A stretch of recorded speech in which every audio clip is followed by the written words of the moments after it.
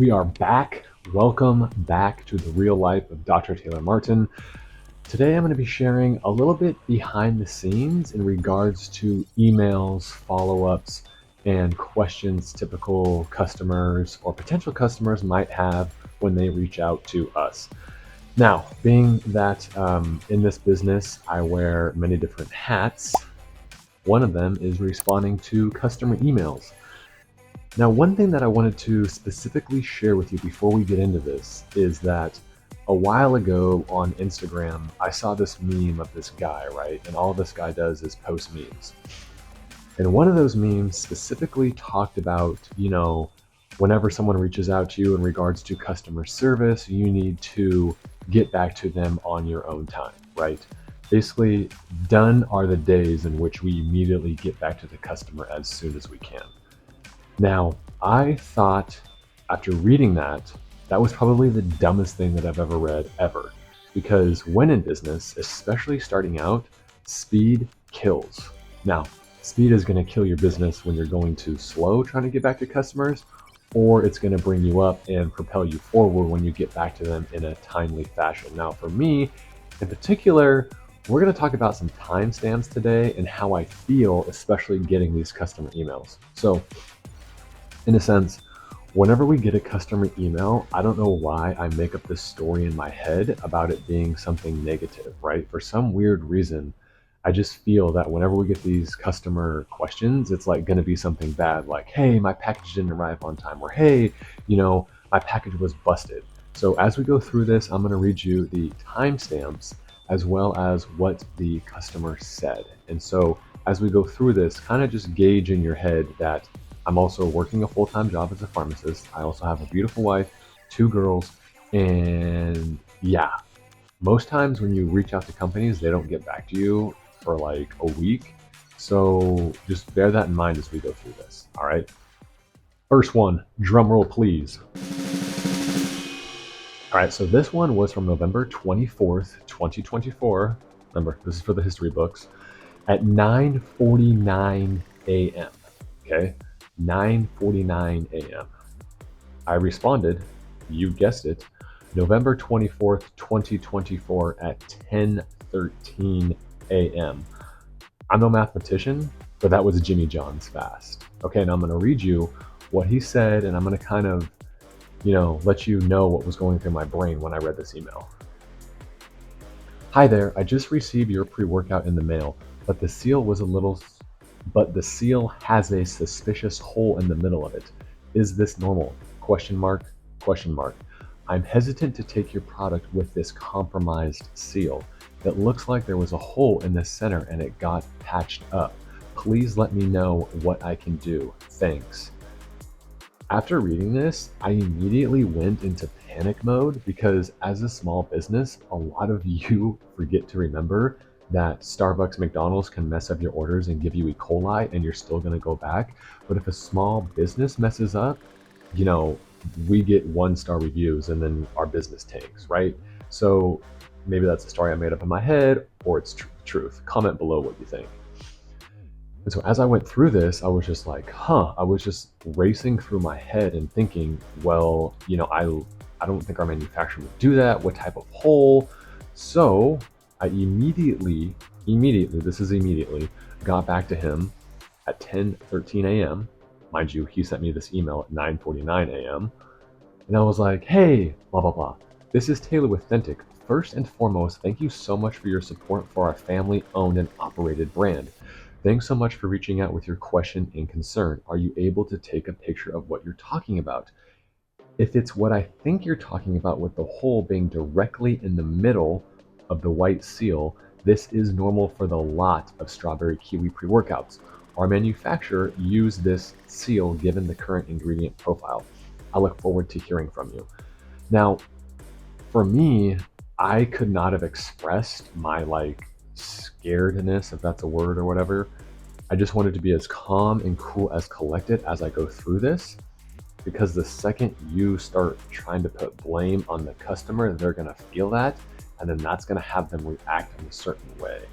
And so in regards to our manufacturer and the seals on them, of course there's nothing wrong with them, but I just kind of had to pat myself on the back in the way that I responded to this in such a timely fashion without letting made up stories in my head get the best of me. And then he emails back, I think it was the next day. Thanks for getting back to me. Here are some pictures of the seal, and it sounds like this is how it's supposed to look. So basically, it was a strawberry kiwi. He opened it up and showed me the picture of it, and that is indeed, in fact, how it was supposed to look. And then what I said is, hey, this is correct. That's exactly how our manufacturer intended this product to be. I'm curious to see how you like it. And I am once again really sorry about the surprise you experienced upon opening up the lid. Rest assured, I know this product will be a great boost for your workout. Now, let's just see what he said next, blah, blah, blah. And then, of course, I said, how did you hear about us? And then notice how the tone changed through this email string, right? Now, the last thing he said was on the 25th at 4:52. Okay, thank you for clarifying. I will try it out tomorrow and report back. I heard about your company and product from a good friend who is a spin instructor at Rev Cycle in Portland. Your company did a pop-up at the studio and she posted about it on IG, and then I was influenced, LOL. Now, one thing I want to address is the tonality of this email changing from concerned customer to, this is kind of the way it's supposed to be.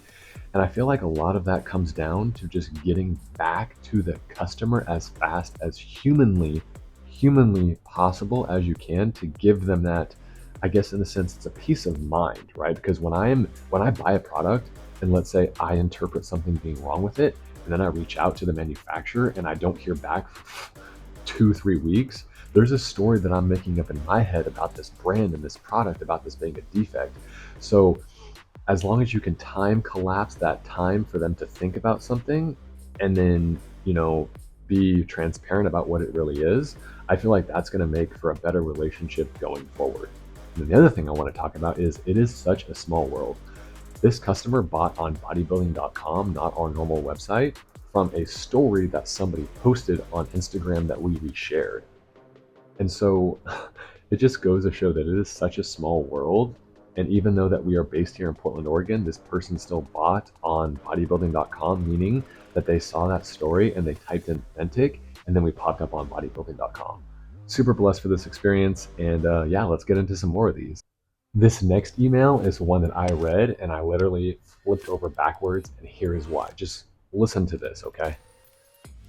So this customer, she was like, hi, I have tried your products recently at Orange Theory class in Gresham. I was wondering if it is convenient or cheaper to buy your products in person or have them shipped to my Gresham address. If it's easier to buy online, I shall do that. If you sell your products locally, I am willing to meet in person. Thank you. Many thanks. When I read that, I have never ever been so blown away by someone that I don't feel like I personally met in person trying to help us further this brand and mission and really support us. For someone to reach out, because, people that understand this game, right? Whether you're buying online, whether you're buying in person, whether you're buying from a store, or whether you're buying directly from that business, has an impact on how much money they get to take home. And as a small business owner, this really meant a lot to me because this means that she really does care about the success of our business and she wants as much possible of her dollar to come back to us so we can in turn make more products that go back to you. And so I was just so taken back by this. I was just so excited and I couldn't believe myself. But let's just get back to the timestamps, okay? Because that's what y'all came for. This email was sent on November 1st at 8:09 a.m. Keep that, 8:09 a.m. I emailed her back November 1st, 9:35 a.m. Believe that. Then I was like, hey, this is Taylor. Wow, it truly means so much that you'd reach out and ask how you can benefit us the most. OTF Gresham is the best. We'd love for your purchase via our website. Please use this one-time free shipping code, free shipping for your next purchase at checkout, blank. Once again, this means so much and I can't wait to see how our products complement your fitness journey. Now, Mind you, she ended up purchasing, and then a couple weeks later, I met her in person at Orange Theory Gresham. And, you know, we can't always read somebody through their words, but this person's words and genuine personality and characteristics transpired to when I met her in person. It was just like, it was truly amazing. And she was just like, hey, I just want to make sure I'm taking these right. Can you please just go through them once again? And I was just like so excited because, whenever you get to explain something that you're passionate about, it just reinforces why you're doing something. So that's another email I'm really super excited that I get to share with you guys. Lastly, but certainly not least, I want to read you an email from a customer asking questions in regards to their medications and the effect of our supplements. Now, legally, I need to be careful in certain situations based on what medications patients are taking, customers are taking, and how it might impact, how our products might impact those medications. So, for example, there was this one customer that mentioned they were diagnosed with hypothyroidism and prescribed levothyroxine that they need to take, 40 minutes before their workout and not eat or drink anything else other than water until after their workout. And the reason being is that levothyroxine is a medication that is best absorbed on an empty stomach. So therefore they need to take it first thing in the morning and especially avoid any calcium, dairy, aluminum products, what have you, because that is going to decrease the absorption. Now, with that being said, after getting this email, I need to, watch what I say, because if I say the wrong thing, I can definitely be held liable.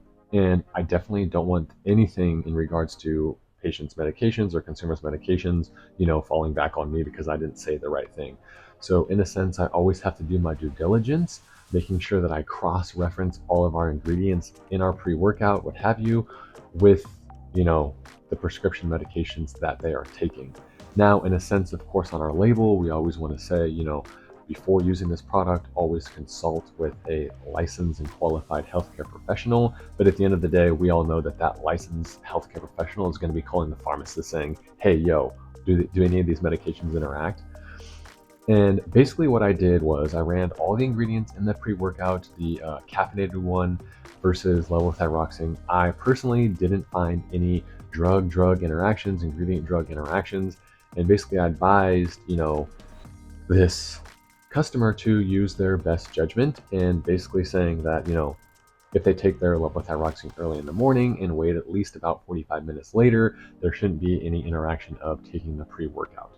So, in a sense, sometimes we get customer emails that, you know, other companies necessarily wouldn't be able to answer right away without knowing the information ahead of time, right? So in my schooling of pharmacy, 4 years of undergrad, 4 years of pharmacy school, it's afforded me the opportunity to immediately know, like, hey, if certain patients are on these medications, they're able to or not able to take these ingredients in regards to our pre-workout or recovery at this given time frame. So I guess in a sense, this is all meant to work out. It just all goes back to my wife being a personal trainer, picking all of these ingredients and picking them, and then myself as a pharmacist being able to get that education on all these medications and seeing how they interact with other ingredients, out here with the products, has really made a whole comprehensive look and a comprehensive view of what exactly we are doing with Authentic and the products that we create. So in a sense, I just wanted to share today, speed kills, whether you're too fast or too slow, it's going to impact your business. And then just being ready for any and all questions that you're going to get from your customers. And my 2 cents is be as fast and accurate as you possibly can, because there is nothing worse than responding to an email being super fast and then coming off rude, frustrated, or wrong, right? You're better off taking a week and having the right answer with the right attitude than being super fast and super short. So, in a sense, if you liked this episode in regards to emails, what kind of goes through my head when I get these customer questions, make sure to comment below if you did like it. And most of all, I want to know, what content do you want to see next? You guys dictate everything, so please keep me posted on what you want to see next time. Once again, you can find me on here, Real Life of Dr. Taylor Martin, or on the Instagram at dr.taylormartin. Appreciate your guys' support. Comment, link, share, subscribe. Appreciate y'all.